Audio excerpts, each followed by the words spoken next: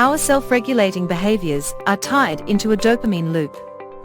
When we have depletion of dopamine prompted by these 4 different categories, we find ourselves reaching for behaviors, substances, and so on to help boost our dopamine, to help feel better, or to normalize how we feel on the inside.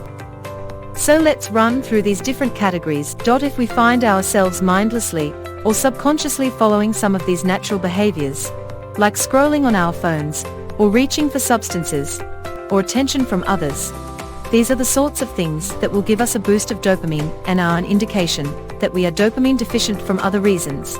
And that will prompt us into these sorts of behaviors. So HALT stands for the 4 primary triggers for these dopaminergic behaviors, or self-regulating patterns, that we can find ourselves pursuing. So the first one here is hunger.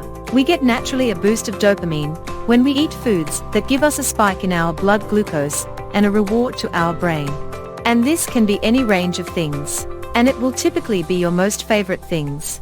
It can be, as you see here, caffeine, sugar. It can be cheese for some, bread for others.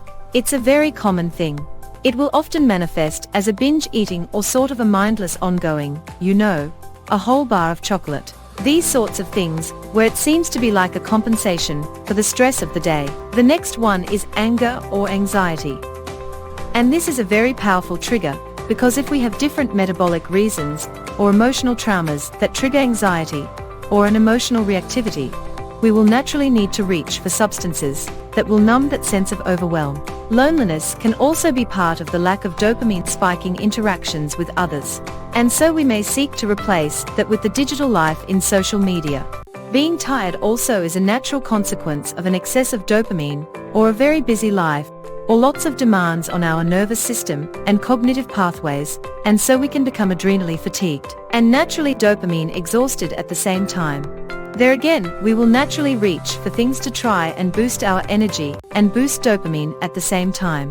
So looking at these sorts of triggers and having a reflection on which one of these, or a combination of these, may apply to you can be very helpful. Awareness around the types of things that we may need to focus on.